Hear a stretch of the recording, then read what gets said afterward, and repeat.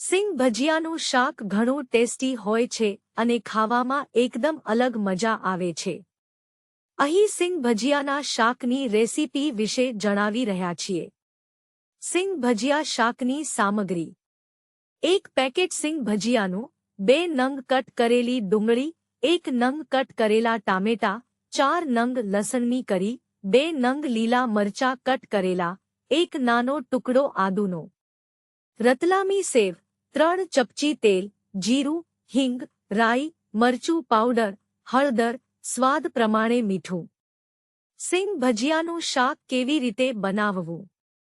મિક્સરમાં ડુંગળી, ટામેટા, લસણ, લીલા મરચાં અને આદુ બધું ક્રશ કરી લેવું. કડાઈમાં તેલ ગરમ કરવા મૂકો અને તેમાં ડુંગળી, ટામેટા વાળી પેસ્ટ એડ કરો.